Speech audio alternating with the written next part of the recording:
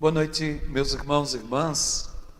Sejam muito bem-vindos à nossa reitoria de São Miguel Arcanjo, a nossa escola de formação permanente de São João 23. Nós estamos iniciando agora mais uma aula sobre o Catecismo da Igreja Católica. Ao longo das segundas e quartas-feiras, todas as semanas, estamos sempre nesse horário estudando o Catecismo da Igreja Católica. Passo a passo, ponto a ponto, estamos devagar estudando. E nós queremos então dar as boas-vindas a todos vocês que estão conosco, seja pelo Facebook, seja pelo YouTube, nossas redes sociais, que a cada semana levam conteúdo de informação aos leigos e leigas, onde quer que estejam. Nós vamos continuar então nossa aula hoje, mas antes vamos pedir a você duas coisas. A primeira é, como sempre fazemos, a identificação sua na aula, de onde você está, a cidade que você está nos acompanhando, o estado que você nos acompanha, seja em uma rede social ou outra, você pode se identificar. E a segunda, que a gente vai precisar, sempre faz o começo de cada encontro, é exatamente a nossa oração, invocando o Espírito de Deus, para que possamos receber dele as luzes necessárias para a gente estudar nesta noite e colocar a nossa presença, a nossa mente, no coração daquele que é a razão de nossa vida. Em nome do Pai, do Filho e do Espírito Santo. Amém. Vinde, Espírito Santo, enchei os corações dos vossos fiéis e acendei neles o fogo do vosso amor. Enviai, Senhor, o vosso Espírito e tudo será criado e renovareis a face da terra. Oremos. Ó Deus, que instruístes os corações dos vossos fiéis com a luz do Espírito Santo, fazei que apreciemos retamente todas as coisas segundo o mesmo Espírito e gozemos sempre de sua consolação, por Cristo nosso Senhor. Amém. Nossa Senhora, Mãe da Igreja, rogai por nós. São Miguel Arcanjo, protegei-nos e defendei-nos do combate. São Mateus, rogai por nós. Em nome do Pai, do Filho e do Espírito Santo. Amém. Muito bem. Nós hoje vamos tratar de um ponto do catecismo que vai mexer com muita coisa. Antes, porém, eu queria fazer uma saudação muito especial aos nossos catequistas que nos acompanham em outros lugares, como, por exemplo, o pessoal lá de Floriano, no Piauí. Um abraço para vocês que têm nos acompanhado em nossas aulas. Um abraço para o pessoal de Santa Catarina que está conosco, tem nos acompanhado sempre em nossas aulas. E um abraço para o pessoal do Ceará, que também está conosco, seja em Fortaleza, seja em algumas cidades do interior. Temos ainda a presença, sempre muito presente e com suas perguntas, com suas inquietações, dúvidas, o pessoal também que está no estado do Maranhão conosco, sempre nos acompanhando em nossas aulas. Então a gente quer fazer essa saudação a todos vocês que estão conosco. Eu quero aqui mandar uma saudação para a Luísa Maria. Ela diz assim: é uma bênção muito grande, padre, participar dos cursos como este. Deus abençoe. Realmente o primeiro catequista da igreja é o padre, disse ela. Concordo plenamente, precisamos trabalhar com esse campo, ser igreja. Precisamos de formações direcionadas para os catequistas. Eu sou catequista da Diocese de Floriano, no Piauí, e estou sempre procurando participar de tudo que faz referência à catequese. Tem muita coisa nova para nós catequistas e espero aprender muito e cada vez mais da formação que participo com vocês. Precisamos de formação, diz Maria Luísa. Tem um outro recado também que nos vem do Maranhão, exatamente, é de Antônia Ferreira. Ela diz que nossos encontros são uma bênção, deseja aprender cada vez mais o catecismo, a maneira como a igreja ensina e a maneira como responder às questões ligadas ao mundo. Trago aqui também uma referência, um recado de Antônio Pereira de Souza. Ele é do Ceará e nos acompanha também nas redes sociais, dizendo que as aulas têm sido bastante proveitosas para ele, sobretudo na catequese para os adultos. Muito bem, são pessoas que se comunicam conosco, que mandam seus recados, seja no Zap, seja no Facebook, seja no YouTube, enfim, nas redes sociais, e a gente abraça você com alegria. Mande seu recado, pode mandar seu recado para o nosso zap 98142, não, perdão, toda vez eu confundo com o zap da rádio, não, 991926580, é esse que você vai ter na tela, 991926580, mande seu recado, mande sua experiência, sua pergunta, sua dúvida de fato, seu questionamento, sua sugestão, tudo isso pode ser enviado para a nossa escola aqui, por este zap no código 87 de Pernambuco. Nós vamos então retomar o nosso estudo, nós paramos no número 355. E hoje, o estudo de hoje vai dar pano para manga. Eu não sei nem se vou conseguir terminar todo que foi previsto para hoje, porque há muitas perguntas pelo meio, há muitas dúvidas pelo meio. Por exemplo, a gente vai tratar hoje, que muita gente não conhece, qual é a diferença entre alma e espírito numa pessoa. Por exemplo, quando uma pessoa morre, entrega a alma a Deus ou entrega o espírito a Deus? Quando Jesus morreu, Jesus entregou a alma ou o espírito? Ele disse na sua palavra, em tuas mãos entrego o meu espírito. Mas um pouco antes, Jesus já sofrendo disse, a minha alma está triste até a morte. Afinal de contas, qual é a diferença entre alma e espírito? Está na aula de hoje. A gente vai aprofundar dentro desse capítulo, desse parágrafo específico, ponto 6, que fala sobre a criação do gênero humano, que tem como título o homem. E aqui eu quero já ressaltar isto. Às vezes, se nós tratarmos do catecismo sobre o homem, nós estamos tratando sobre a humanidade. Entenda-se. Está de modo genérico, mas vamos tratar de um modo como a criação da humanidade. Até porque o próprio catecismo vai ressaltar essa realidade da humanidade criada e não somente o homem em si enquanto elemento masculino. Nós vamos então tratar do gênero humano criado.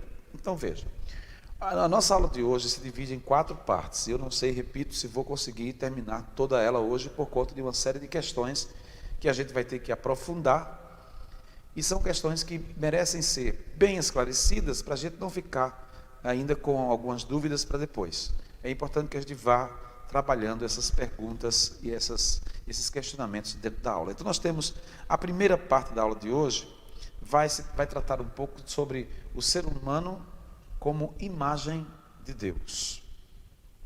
Aqui nós vamos ter que parar mesmo para pensar um pouco sobre isso, porque é uma realidade muito profunda. A segunda parte da aula de hoje vai tratar, enfim, a dimensão do ser humano do modo espiritual e corporal. Material, assim chamado pelo catecismo. Então, a dimensão de corpo e alma. Aí é que vai entrar a questão do espírito, como é que funciona tudo isso.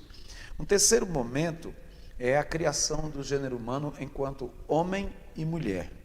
E isso vai dar muito pano para a manga, sobretudo nos contextos que estamos vivenciando nos tempos, a criação enquanto homem e mulher, vistos à luz do catecismo. E o quarto ponto é exatamente a questão do paraíso, da eternidade. É uma dimensão escatológica, nós veremos isso de modo mais concreto, parte a parte. Então, o que acontece? Nós vamos trabalhar o catecismo nessas 4 partes, e aí é preciso que a gente vá entendendo o que vem a ser cada uma delas, para que as 4 se harmonizem e a gente compreenda qual é a finalidade da criação. Para começo de conversa, vamos falar então sobre o ser humano criado à imagem de Deus. Venha comigo. Veja, nós vamos entender o seguinte, vamos trabalhar esta imagem a partir do seguinte. O catecismo da igreja vai explicar a criação humana sob a ótica cristã. É bom lembrar isso, não? Eu não tenho aqui um livro científico, no sentido de vamos pesquisar a origem humana do ponto de vista da ciência. Eu estou aqui com um livro, que é o Catecismo da Igreja Católica, que sob a ótica cristã vai buscar explicar a criação do gênero humano, em primeiro lugar, criado à imagem de Deus. É bom lembrar essa especificidade do ser humano, porque o ser humano é o único ser criado por Deus, diz o catecismo de um modo tão bonito, né? Que é capaz de conhecer e amar o seu Criador. Nenhum outro ser consegue fazer isso. Por mais que você possa dizer que existem animais inteligentes, são instintos animais, A inteligência é uma outra questão. Mas somente o ser humano é capaz de conhecer e amar aquele que o criou. Isso é tão bonito e tão profundo, e a gente já falou em outras aulas sobre isso, sobre essa dimensão do ser humano que é criado por Deus, a sua imagem e semelhança, o que diferencia em muito de qualquer outro ser criado. Qualquer outro ser criado. Aí que está a beleza da obra da criação, colocando hierarquicamente os seres e o ser humano abaixo dos anjos. O Catecismo da Igreja Católica vai dizer: de todas as criaturas visíveis, somente o ser humano é capaz de conhecer e amar o seu Criador. Ele é a única criatura na terra que Deus quis por si mesma. Como assim? Nós, quando fomos criados por Deus, no mistério da criação, somos o único ser criado por Deus que o Senhor quis para depois se fazer um de nós. Veja a dignidade do gênero humano. Quando Deus criou o gênero humano, criou em função também de mais tarde se fazer um de nós. Nenhum outro ser foi criado por Deus com a intenção de que Deus mais tarde fosse um cachorro, um gato, um burro, ou sei lá o quê. Somente o gênero humano foi criado nessa perspectiva de que mais tarde a dignidade do ser humano seria elevada mais ainda na pessoa do Filho, que é Jesus, que assumiu uma natureza humana. Então, esse primeiro momento do catecismo aqui, neste ponto 356, vai dizer que o ser humano é por demais especial para Deus. Só ele é chamado a compartilhar, pelo conhecimento e pelo amor, a vida de Deus. Pelo conhecimento, inteligência, e pelo amor, vontade, imagem e semelhança. Você percebe por que a vida humana, para nós, católicos, cristãos, ela tem um valor inestimável? Você percebe por que a igreja defende a vida humana desde a sua concepção natural ao seu fim natural? Você percebe por que a igreja luta pela vida em qualquer circunstância? Percebe que onde a vida está sendo ameaçada, a vida humana, ali deve estar um cristão gritando em contrário? Nós falamos sobre isso na aula passada, mas eu quero reforçar isto. Hoje é o dia da árvore. Muita gente hoje falou muito sobre árvore, vamos cuidar das árvores, não devastar, não matar, não fazer isso, não fazer aquilo. Extremamente necessário e positivo. Aí a gente para e diz: um ser humano vale mais que uma árvore? Certamente. Para Deus, infinitamente.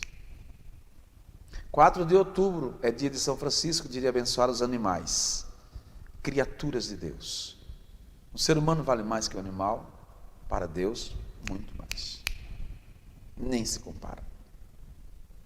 Então, o gênero humano é criado nessa perspectiva, para que mais tarde seja dignificado pela presença de Jesus. Isso é antropologia.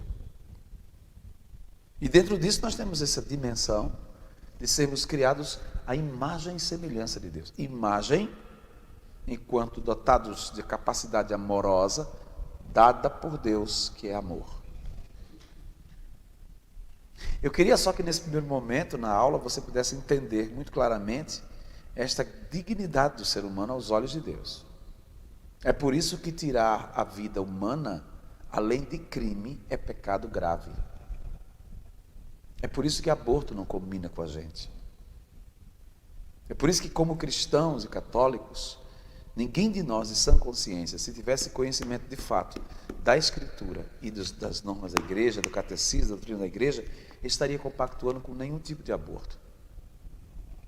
Quando eu encontro um católico compactuando com o aborto, é porque ele está mal informado, ou então ele é mau mesmo. Ele é propenso ao mal. Quando eu encontro algum católico apoiando o aborto, iniciativas abortivas, essa criatura ou é má, ou é desinformada. Do ponto de vista bíblico, doutrinário e catequético. Dito isso, então, nesse ponto 356, nós vamos pegar aqui, então, uma passagem que é de Santa Catarina de Sena, que diz assim, perguntando a Deus, ela diz, que motivo vos fez constituir o homem em dignidade tão grande? O amor inestimável pelo qual enxergastes em vós mesmo vossa criatura e vos apaixonastes por ela, pois foi por amor que a criastes. Foi por amor que lhe destes um ser capaz de degustar o vosso bem eterno. Ou seja, dignidade do ser humano. Nós diante de Deus valemos muito. Muito. Jesus chega a fazer uma comparação quanto a isso, né? Olhem os lírios do campo, são lindos, são belos. Nem Salomão, que era rei, se veste desse jeito. Olhem as aves, escutem que elas cantam. Ninguém canta como elas.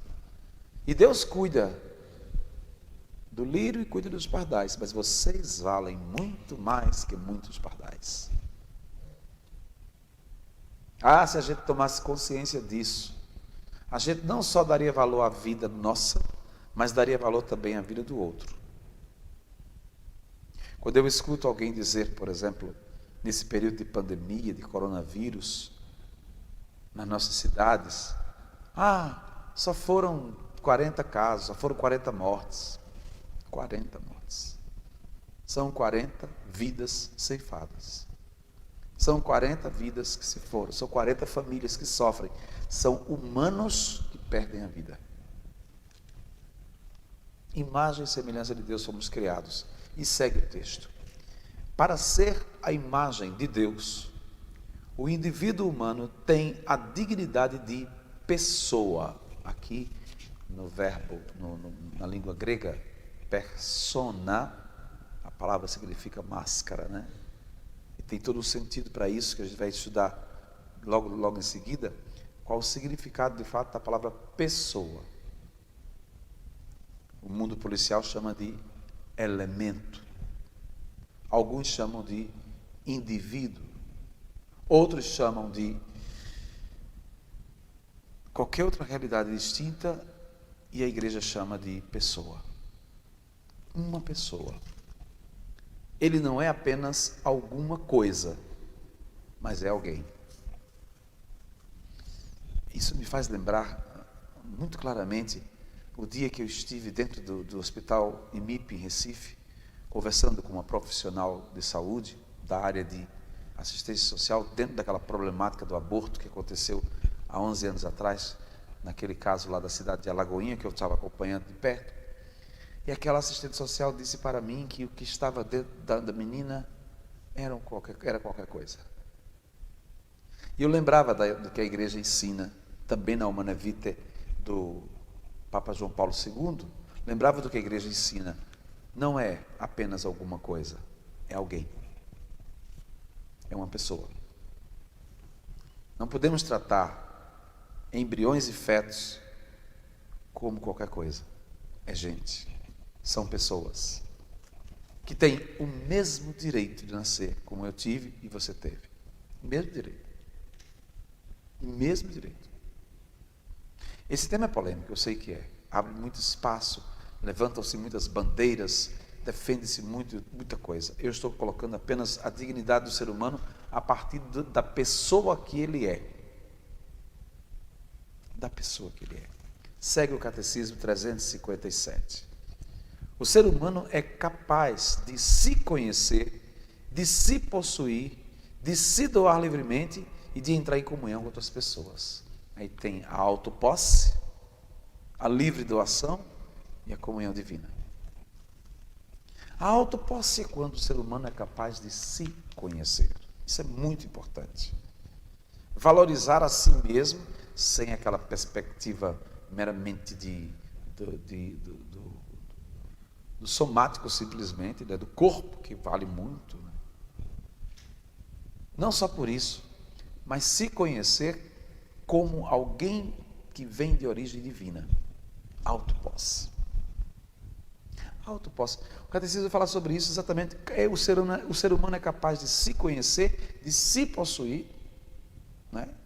De se doar livremente e de entrar em comunhão com o seu Criador, com outras pessoas. Ele é chamado por graça a uma aliança com o seu Criador e oferece-lhe uma resposta de fé e de amor que ninguém mais pode dar em seu lugar. Você está entendendo que o ser humano é grande diante de Deus? Para a igreja, o gênero humano é especialíssimo. Segue o texto: Deus criou tudo para o ser humano, tudo. Mas o ser humano foi criado para servir e amar a Deus e oferecer-lhe toda a criação. É uma realidade recíproca. Deus criou tudo para o ser humano, entregou tudo em suas mãos, está aqui, é de vocês, administrem, cuidem, façam isso aqui multiplicar, é de vocês. Agora, em troca disso, o ser humano é chamado a render a Deus, oferecendo ao Senhor toda a criação. E aí nós pegamos uma passagem, aqui de modo muito claro, nós vamos pegar uma passagem que é de São João Crisóstomo, está no número 358. Ele começa com uma pergunta, dizendo: quem é, portanto, o ser que vai vir à existência cercado de tal consideração? Admirado com a criação humana, pergunta qual é o outro ser que vem ao mundo cercado de tanta admiração da parte de Deus. É o ser humano, grande e admirável figura viva, mais precioso aos olhos de Deus do que a criação inteira. É o homem. É por ele que existe o céu e a terra e o mar e a totalidade da criação. A salvação dele Deus atribuiu tamanha importância que nem sequer poupou seu Filho único em seu favor. Veja que coisa maravilhosa isso.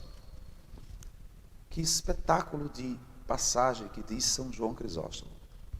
Deus nos ama tanto que até para salvar a gente, mandou o Filho único para morrer no lugar da gente. Isso é amor extremo. Isso é valorização do ser humano ao extremo. Continua: Deus de fato não cessa de tudo empreender para fazer com que o ser humano suba até ele e sente-se à sua direita. Belo. Tudo nos é oferecido para que a gente, neste mundo, faça dele o céu. Porque o céu não é um lugar físico. Não é aquela imagem que se cria nas novelas, o povo lá tudo de branco, outros lá passeando. Não é isso. Do Antigo Testamento, contrapostas ao Novo Testamento. Quem nos fala? São Pedro Crisólogo. Para a gente entender essa parte de São Pedro Crisólogo, vamos pensar o seguinte, vamos para a criação. Na criação, já vimos isso, todo o mundo foi criado e, por fim, foram criados homem e mulher. A estes foi dado o nome de Adão e Eva. O primeiro Adão, lá no Antigo Testamento. Só que existe, teologicamente falando, um segundo Adão. Quem é este segundo Adão no Novo Testamento? É Jesus. Figurado no primeiro Adão. Vamos entender isso melhor na palavra de São Pedro Crisólogo. Começa dizendo assim: São Paulo nos ensina que dois homens estão na origem do gênero humano: Adão e Cristo. Como assim Adão e Cristo? Veja que ele não usa a palavra Jesus aqui. E tem um sentido para isso. Normalmente quando a gente fala em Cristo, a gente está falando do ressuscitado. Quando se fala em Jesus, estamos falando de Jesus de Nazaré, que é a mesma pessoa, naturalmente, mas só para a gente distinguir uma realidade da outra. O primeiro Adão, diz São Paulo, foi criado como um ser humano que recebeu a vida. Adão. O segundo Adão é um ser espiritual que dá a vida. Vamos fazer então esse paralelo entre Jesus e Adão no Antigo Testamento. O primeiro Adão foi criado pelo segundo, de quem recebeu a alma que o faz viver. O segundo Adão estabeleceu sua imagem no primeiro Adão, quando o modelou. Assim se revestiu da natureza deste último e dele recebeu o nome, a fim de não deixar perder aquilo que havia feito à sua imagem. Primeiro Adão, segundo Adão. O primeiro começou, o segundo não acabou. Verdadeiramente o primeiro, como ele mesmo disse, eu sou o primeiro e o último. Está confuso? Misturou tudo? Deu um nó no juízo? Para a gente entender somente uma coisa, gente, ó, para não ficar tão complicado de se entender, a gente vai recorrendo a passagens que a igreja vai nos ajudar a pensar melhor. E dentro disso, basta que a gente olhe para o Adão no Antigo Testamento, que junto com Eva trouxeram o pecado, aderiram por desobediência ao pecado, e olha para a graça na sua pessoa. É um paralelo que ele faz, que Jesus é figura do antigo Adão, só que o Adão do Antigo Testamento tem uma postura totalmente contrária à que Jesus veio fazer. É só uma contraposição a uma realidade e outra. Quando essa questão do gênero humano ainda, na criação do gênero humano, aqui nós temos um documento da igreja, Gaudium et Spes, que a gente já falou sobre ele nos cursos passados, não é? Este documento conciliar da Gaudium et Spes, que vai falar sobre a questão do ser humano. Eu queria destacar um ponto aqui que eu separei para a gente já pensa sobre o ser humano. Veja o que diz a igreja sobre isso. Ela vai dizer o seguinte, deixa eu procurar só aqui o texto que eu separei, o respeito para com a pessoa humana. Ele vai dizer assim, ó, vindo às conclusões práticas e mais urgentes do concílio, o concílio recomenda o respeito para com o ser humano, de maneira que cada um deve considerar próximo, sem exceção, como outro eu, tendo em conta, antes de mais nada, a sua vida e os meios necessários para levar dignamente, não imitando aquele homem rico que não se fez caso algum do pobre Lázaro. Aí vai dizer assim, além disso, nos dias de hoje, surge a obrigação de nos tornarmos próximos de todo e qualquer ser humano e de servi-lo efetivamente quando vem ao nosso encontro, quer seja o ancião, abandonado de todos, ou o operário estrangeiro injustamente desprezado, ou exilado, ou a criança ilegítima que sofre injustamente por causa de um pecado que não cometeu,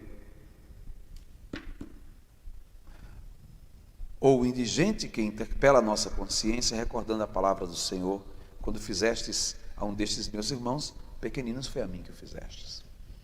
E conclui o texto do Vaticano II dizendo, além disso, são infames as seguintes coisas, magistério da igreja, não sou eu, bispos, papa, magistério da igreja, nossa mãe, são infames as seguintes coisas, tudo quanto se opõe à vida, como seja toda eutanásia e suicídio voluntário. Tudo que viola a integridade da pessoa humana, como as mutilações, os tormentos corporais e mentais e as tentativas de violentar as próprias consciências. Tudo quanto ofende a dignidade da pessoa humana, como as condições de vida infra-humanas, as prisões arbitrárias, as deportações, a escravidão, a prostituição, o comércio de mulheres e jovens, e também as condições degradantes de trabalho, em que os operários são tratados como meros instrumentos de lucro e não como pessoas livres e responsáveis.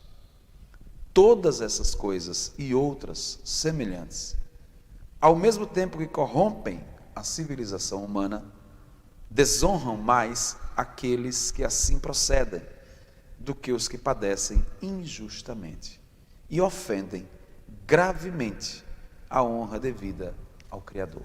Gaudium et Spes, número 27.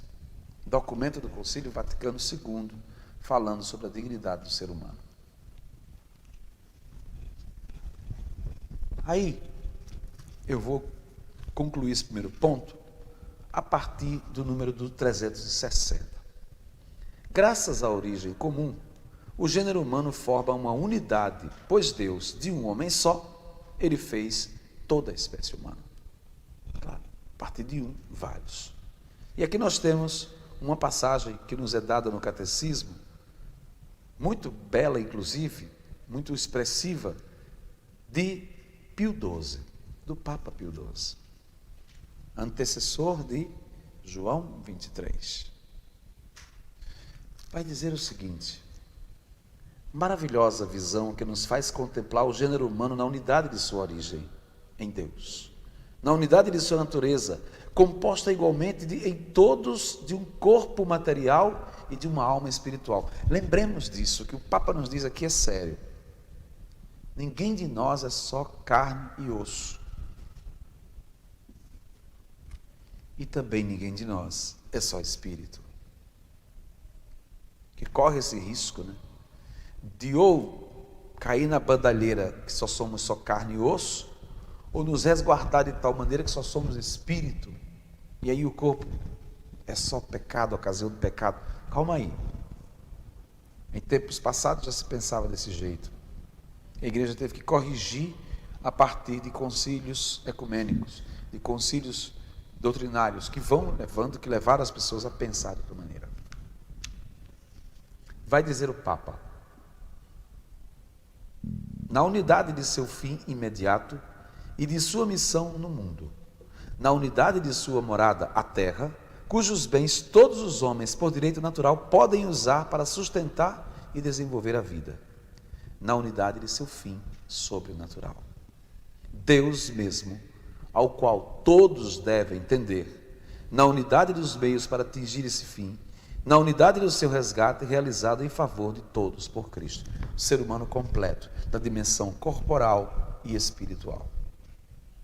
Mas, para a gente não ficar meio perdido, fechemos esse bloco imaginando o seguinte: de que fala esse primeiro capítulo?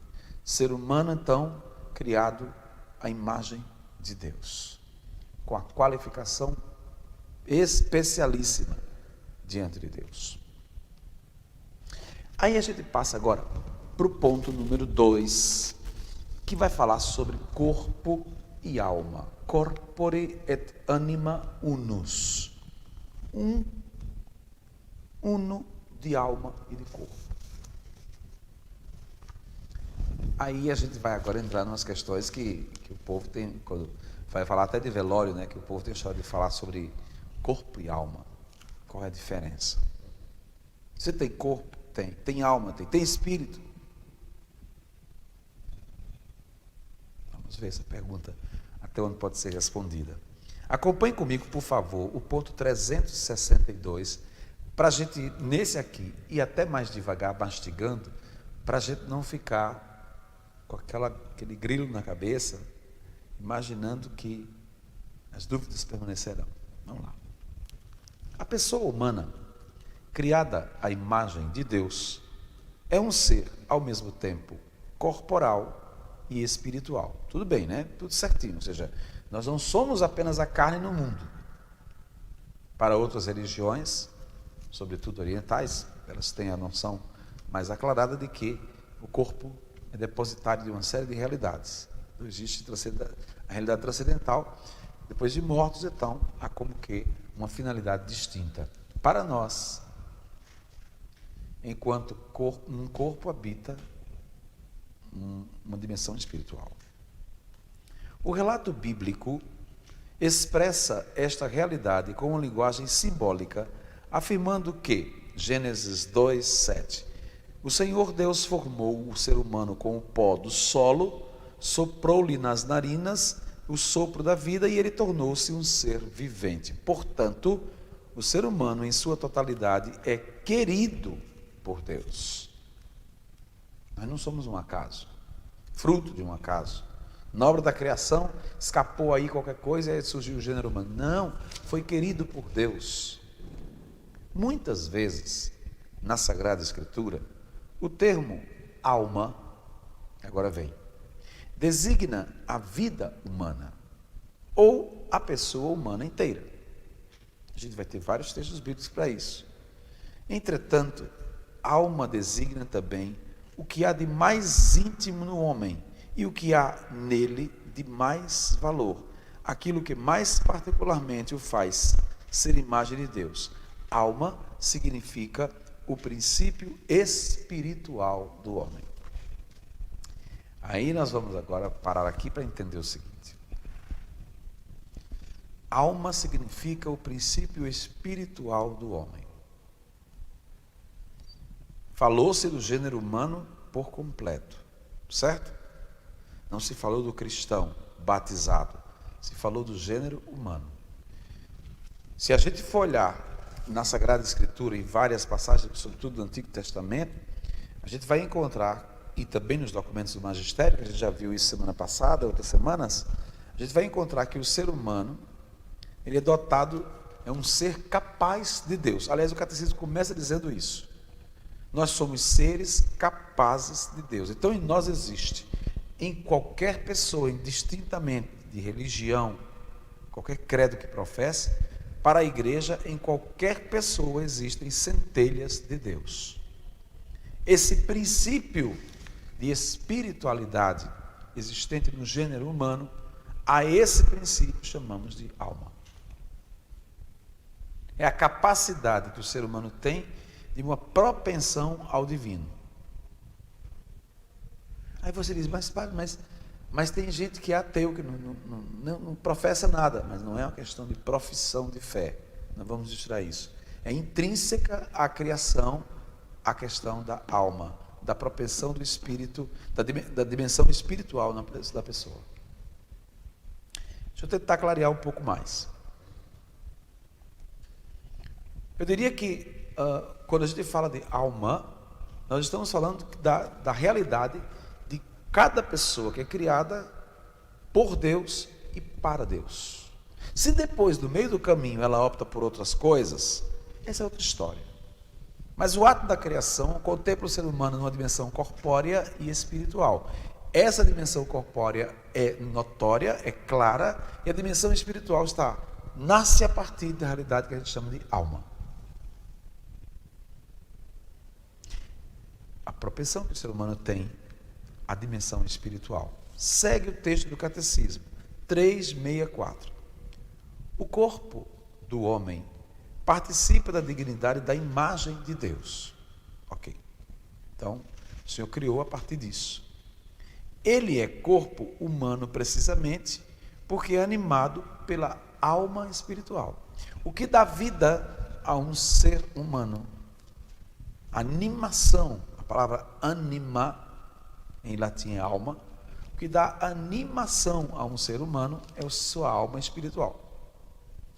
Quando alguém está triste, está desanimado. Ou seja, a sua alma está triste. Jesus chegou a dizer isso do Evangelho: a minha alma está triste até a morte. Então, é o princípio de animação de um ser humano. E aí, o texto diz: é a pessoa humana inteira que está destinada a tornar-se, no corpo de Cristo, o templo do Espírito. Quem é que nos fala isso? Quem é que nos diz isso? Quem vai nos falar sobre isso, sobre essa realidade muito presente no meio de nós, é a partir da carta de São Paulo aos Coríntios. Vamos voltar aqui então. Portanto, é a pessoa humana inteira que está destinada a tornar-se, em Cristo, templo do Espírito. Aí já entra a dimensão cristã, uma realidade mais nossa. Vamos tomar como base então agora esse texto que nos vem exatamente da Gaudium et Spes no ponto 14, certo? Está aqui neste documento, da Gaudium Spes no ponto 14, mas você tem também no seu catecismo. O que diz a Gaudium no ponto 14? Está aqui. Ele diz sobre a unidade de corpo e de alma, né? Vou pegar literalmente do catecismo e também daqui, no ponto 14. Diz assim: unidade de corpo e de alma. O homem, por sua própria condição corporal, sintetiza em si os elementos do mundo material, que nele assim atingem sua plenitude, e apresenta livremente ao Criador uma voz de louvor.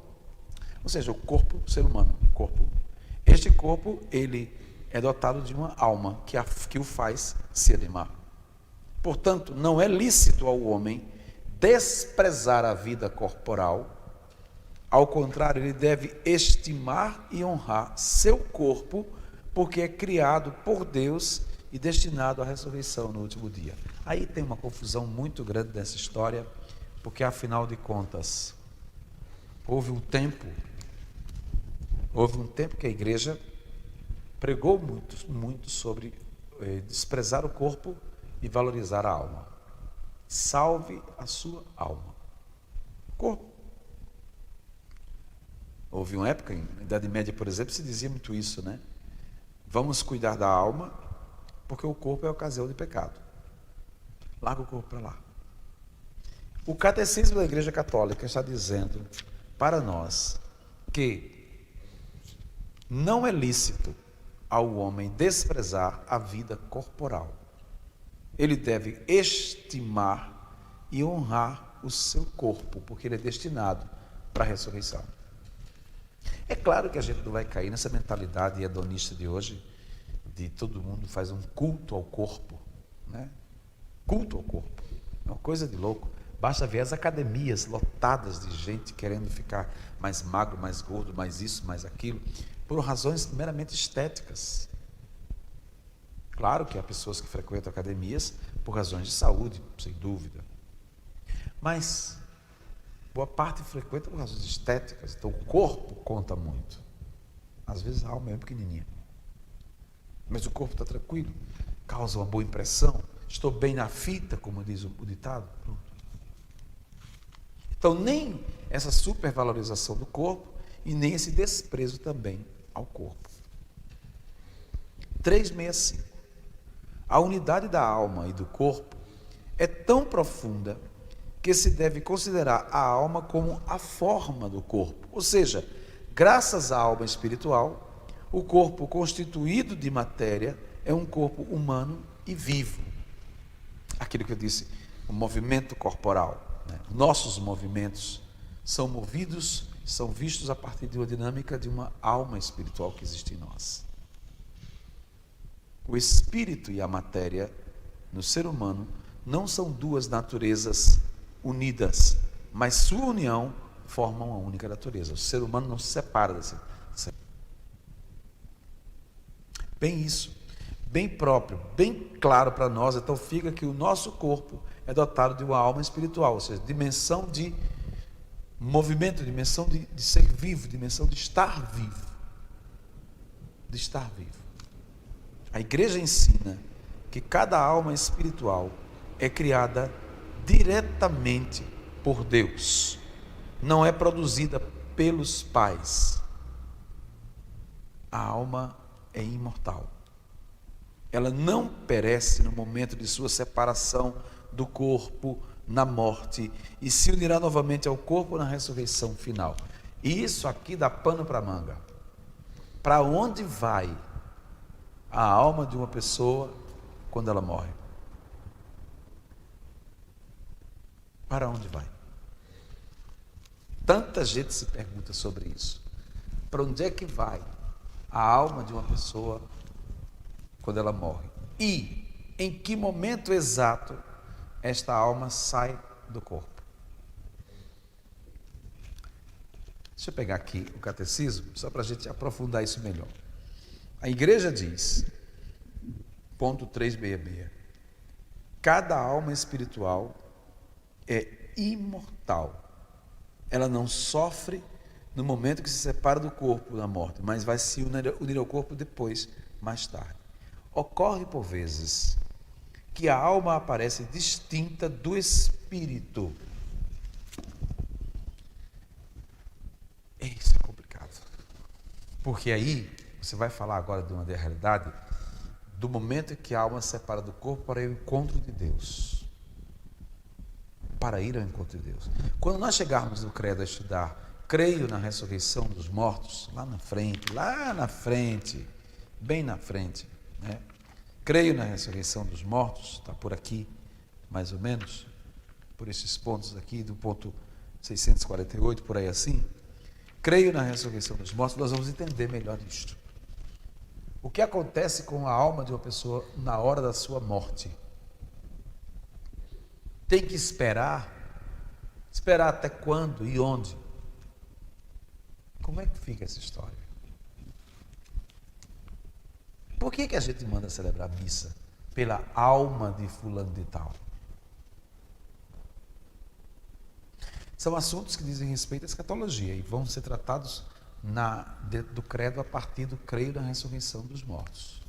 Por ora, basta que a gente entenda que existe uma alma no corpo, que é uma alma espiritual que dinamiza este corpo. E segue o catecismo agora dizendo assim: outros, por vezes, que a alma aparece distinta do espírito, ocorre por vezes. São Paulo reza para que todo o nosso ser, o espírito, a alma e o corpo, seja guardado irrepreensível para a vida de nosso Senhor.